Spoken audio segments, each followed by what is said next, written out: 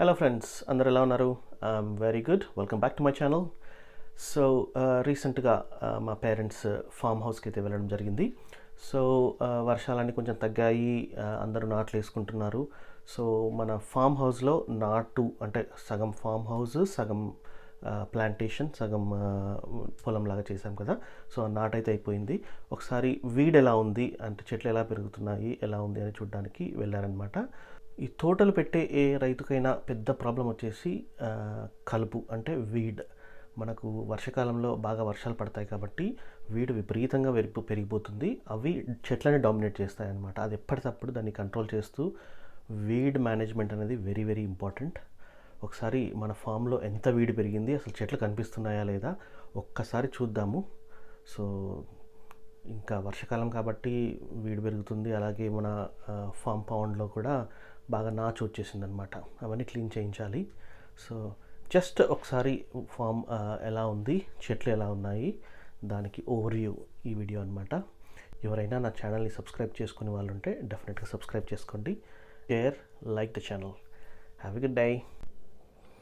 So మీరు చూస్తున్నారు మన ఫామ్ హౌస్లో చెట్లు, వాటి పరిస్థితి ఎలా ఉందో. వీడైతే చాలా పెరిగింది. ఈ మొక్కలు కనిపిస్తూ ఉన్నాయి, కొంచెం పెద్దగా అయినాయి కాబట్టి.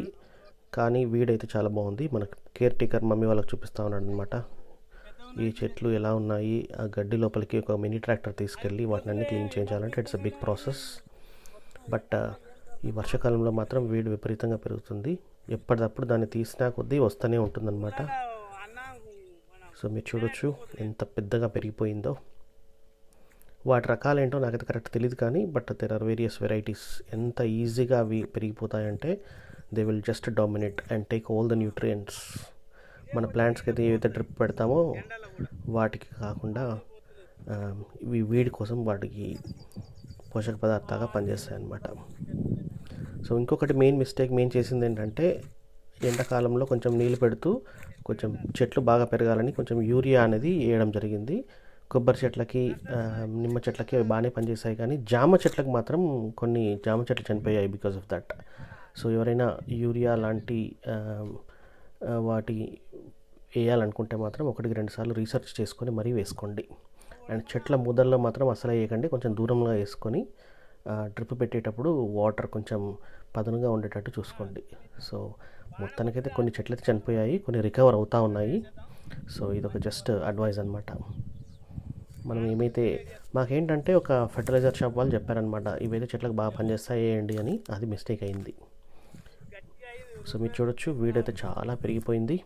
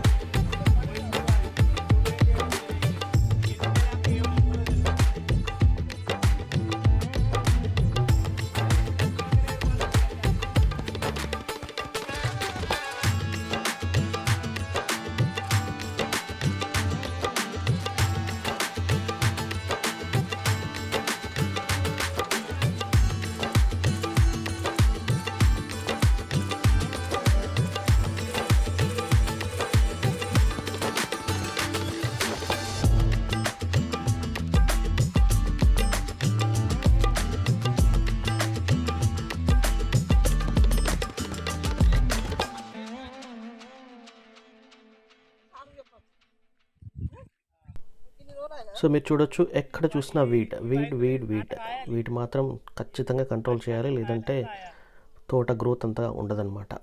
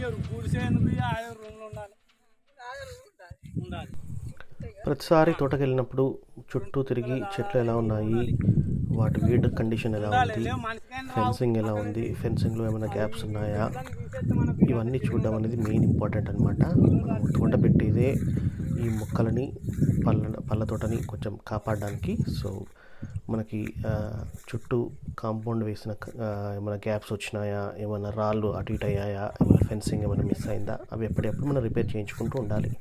It's not easy, it's expensive process. But మనకు ఇప్పటికైతే ఏమీ ఆదాయం రాకున్నా కానీ ఇవన్నీ అయితే మెయింటైన్ చేయాల్సి వస్తుందన్నమాట తోట పెట్టుకుంటే. సో ఇట్స్ జస్ట్ మన సాటిస్ఫాక్షన్ కోసం. సో వెళ్ళామా హ్యాపీగా ప్రశాంతంగా ఒక రోజు 2 రోజులు స్పెండ్ చేసామా ఫామ్ హౌస్లో, ఒక ప్రశాంతమైన జీవితం కోసం. సో మీరు చూడొచ్చు ఫామ్ హౌస్ అయితే ఇలా ఉంది ప్రస్తుతానికి. డోర్లు అయితే చేంజ్ చేపియాలి, కొన్ని బయట నుంచి ఉన్న డోర్లు తుప్పు పట్టాయి. సో మిగతా అయితే ఫైన్. ఇంకా మోటార్లు అంటారా, ఒక మోటార్ చెడిపోవడము, దాన్ని రిపేర్ చేయించడము, వోల్టేజ్ ఫ్లక్చుయేషన్స్ ఇవన్నీ ఉండేటివే. కొన్ని అరటి చెట్లు కూడా బాగానే ఉన్నాయి.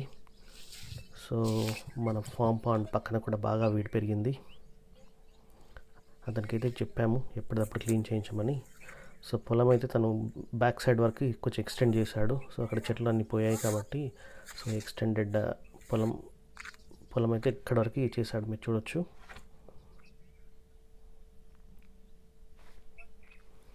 సో ఇది ఫామ్ హౌస్ పరిస్థితి. సో అప్పుడప్పుడు వెళ్ళి చూసుకొని రావడం అనేది చేస్తూ ఉంటారనమాట. ఇట్స్ బెటర్, కొంచెం సిటీకి దగ్గరలో ఉంటే ఇంకా ఎక్కువసార్లు వెళ్ళొచ్చు, కానీ డెఫినెట్గా it's worth going around taking care of the farm. సో ఇది పేరెంట్స్ విజిట్ చేసి చూసినటువంటి వీడియో. మీరు చూడొచ్చు పొలంలో నాటైతే అయిపోయింది. నాటు ఎంత బాగా కనిపిస్తూ ఉంది చూడండి, పచ్చగా కనిపిస్తూ ఉంది. ఇదంతా కేర్ టేకర్ తను వేసుకున్న పొలం అన్నమాట. సో తను పొలం వేసుకుంటాడు, మన ఫామ్ హౌస్ని చూసుకుంటాడు, చెట్లని కానీ చెట్లకు నీళ్ళు పెట్టడం కానీ అవన్నీ చేస్తూ ఉంటాడనమాట. So it's looking very nice.